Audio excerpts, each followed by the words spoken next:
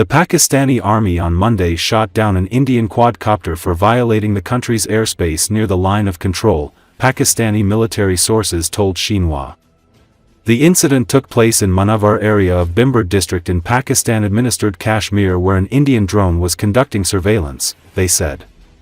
The army immediately took action and successfully intercepted the drone, the sources added. There were no reports of casualties or damage from the Pakistani side. Experts collected the fragments of the quadcopter for further study. Tensions between the two neighbouring countries remain high, with frequent reports of ceasefire violations and aerial surveillance attempts along the line of control. Earlier, Pakistani Defence Minister Khawaja Asif said that Pakistan and India could go to war within the next 2 to 4 days.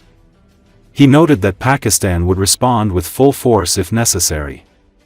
The country is already in a state of heightened readiness. However, the head of the Defense Department added that nuclear weapons will only be used if there is a direct threat to the existence of the state. There has been gunfire in the border area on the line of control between India and Pakistan in Jammu and Kashmir, the Indian Army said in a statement. On the intervening night of April 28 to 29, the Pakistan Army opened unprovoked small arms fire across the line of control in areas opposite Khawaja and Baramulla districts, the report, quoted by PTI, said. The Indian military responded quickly and effectively, the statement said. There were no reports of casualties.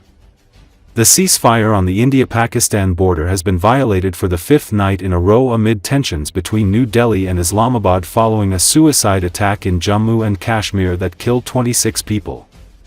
The Economic Times newspaper, citing government sources, reports that India is considering closing its airspace to Pakistani carriers and banning Pakistani ships from calling at Indian ports. As the publication points out, Pakistan would then have to reroute planes via China or Sri Lanka to reach destinations in Southeast Asia. State-owned Pakistan International Airlines uses Indian airspace to access several destinations in that part of the world, including Kuala Lumpur and other Malaysian cities, in addition to Singapore and Thailand.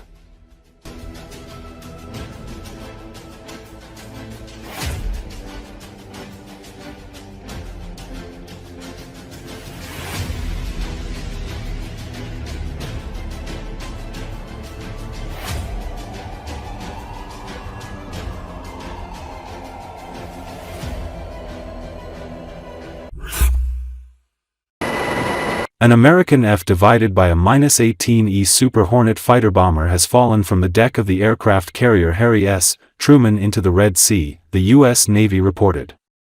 The aircraft carrier USS Harry S. Truman lost an F divided by a F18E Super Hornet assigned to Strike Fighter Squadron 136 and a tow tractor during carrier operations in the Red Sea, the statement said.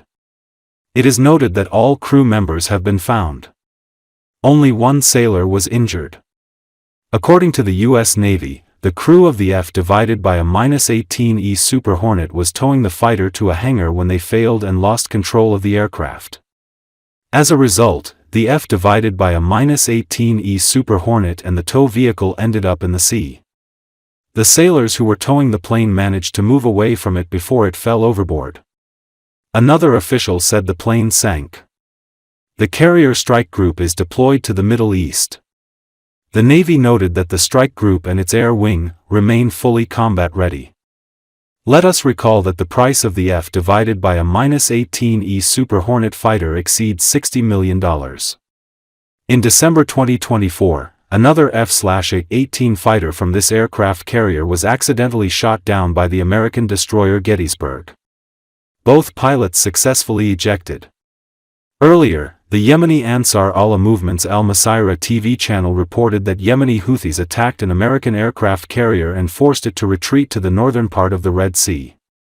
The USS Harry S. Truman has been operating in the Red Sea since last September when it was deployed to help protect commercial ships against near-constant attacks by Houthi rebels in Yemen.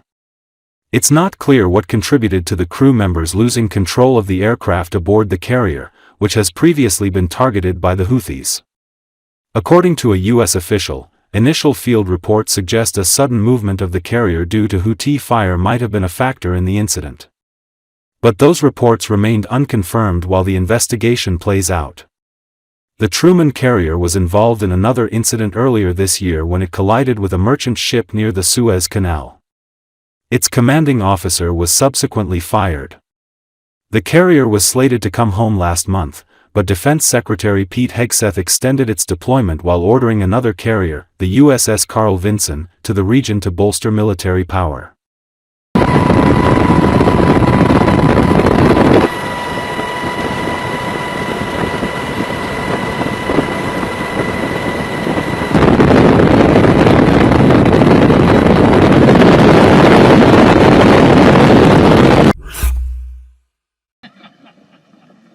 Germany will step up to the new security demands in Europe, President Frank-Walter Steinmeier vowed on Monday, as his country marked 70 years of NATO membership against the background of the Trump administration signaling that U.S. priorities lie elsewhere.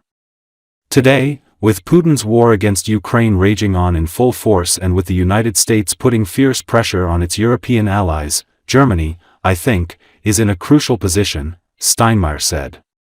Germany is being called on, and we heard the call. We got the message and indeed, Mark, you can count on us, he said, standing alongside NATO Secretary-General Mark Rutte at the 32-nation military alliance's Brussels headquarters. According to Associated Press at the same place in February, U.S. Defense Secretary Pete Hegseth told Ukraine's Western backers, most of them NATO members, that stark strategic realities prevent the United States of America from being primarily focused on the security of Europe. Apart from the security challenges the U.S. believes are posed by China, Hegseth said that America would also be focusing on the security of our own borders.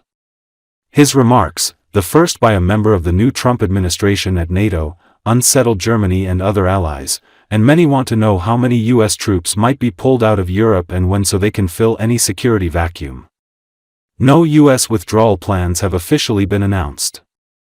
Hegseth also added a warning that Ukraine will not get all its territory back from Russia and will not be allowed to join their security organization, which would provide Kiev with the ultimate security guarantee to ensure that Putin never attacks again.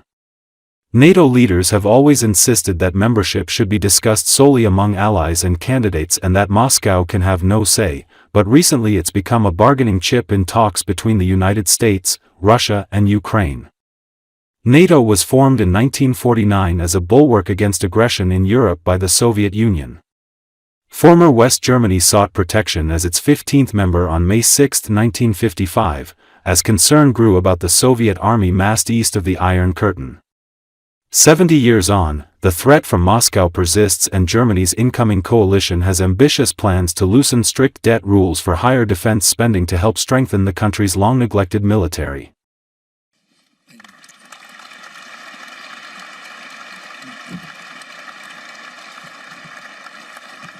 Today, with Putin's war against Ukraine raging on in full force and with the United States putting fierce pressure on its European allies, Germany, I think, is in a crucial position.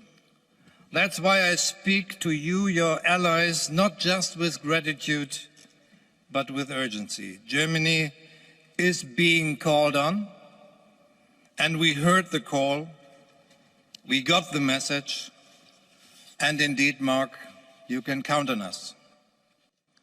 And whole Europe in ruins. We will continue to strengthen our armed forces, the Bundeswehr, and we will step up investments in our defense industry. We will work hard to meet our commitments to NATO's regional plans.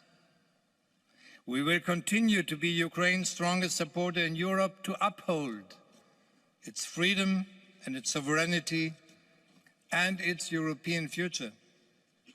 And we will strive to make Germany, both its military and its infrastructure, the backbone of conventional defense in Europe.